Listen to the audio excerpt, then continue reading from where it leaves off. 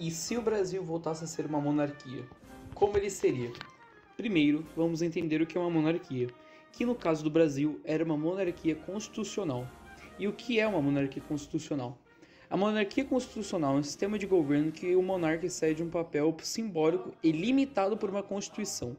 O poder político é dividido entre o monarca e outras instituições, como o parlamento e um primeiro-ministro. Diferente da monarquia absoluta, onde o rei governa com a autoridade total, na monarquia constitucional as decisões são tomadas por representantes eleitos. Esse modelo garante maior equilíbrio entre os poderes e costuma estar presente em países como Reino Unido, Japão e Espanha. O monarca atua como chefe de Estado enquanto o governo é conduzido por líderes escolhidos democraticamente. O Brasil viveu um período de relativa estabilidade política e crescimento econômico.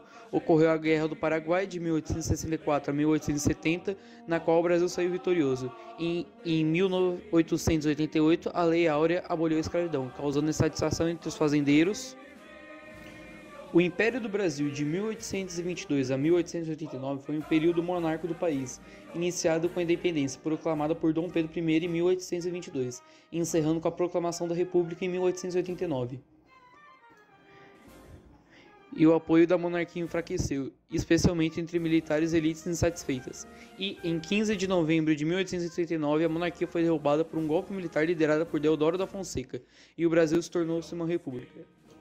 Por que o Brasil poderia voltar a ser uma monarquia? Bem, o Brasil poderia voltar a ser uma monarquia se houvesse um movimento popular político forte o suficiente para mudar o atual sistema de governo. Para isso, seria necessário aprovar uma emenda constitucional ou realizar um plebiscito nacional, semelhante ao de 1993, quando os brasileiros escolheram entre a monarquia e a república. A república, nesse caso, venceu com cerca de 86% dos votos.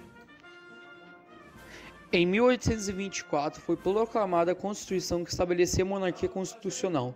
Em 1825, Portugal reconheceu a independência do Brasil. O governo de Dom Pedro I enfrentou crises políticas e econômicas, levando a sua abdicação em 1831, em favor de seu filho Dom Pedro II. Como Dom Pedro II era menor de idade, o país foi governado por regentes. Foi um período estável com revoltas regionais como a cabanagem e a farroupilha. Em 1840, ocorreu o golpe da maioridade e Dom Pedro II assumiu o trono aos 14 anos.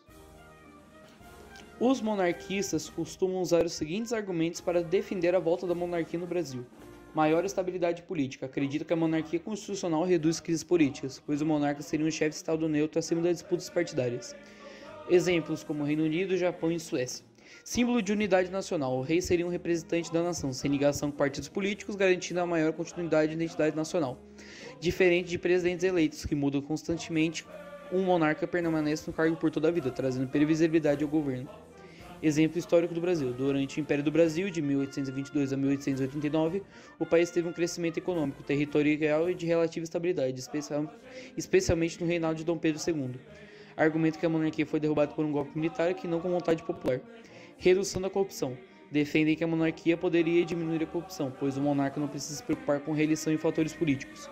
Afirmam que em muitos países monárquicos índices de corrupção são menores que em repúblicas. Parlamentarismo como modelo eficiente. Defendem que a monarquia estaria de volta a um sistema parlamentarista, onde o governo seria liderado por um primeiro-ministro, pelo parlamento, enquanto o rei desenharia um papel de medição da política. Acredito que esse sistema funcionaria bem melhor que o presidencialismo atual. Comparação com outras monarquias bem-sucedidas, citam países como Reino Unido, Noruega, Japão, Canadá e Dinamarca, que são monarquias e possuem altos índices de desenvolvimento humano, baixa corrupção e governos eficientes. Apesar desses argumentos, o movimento monarquista do Brasil ainda é minoritário, e uma mudança de regime exigiria amplo apoio popular e uma reforma constitucional significativa.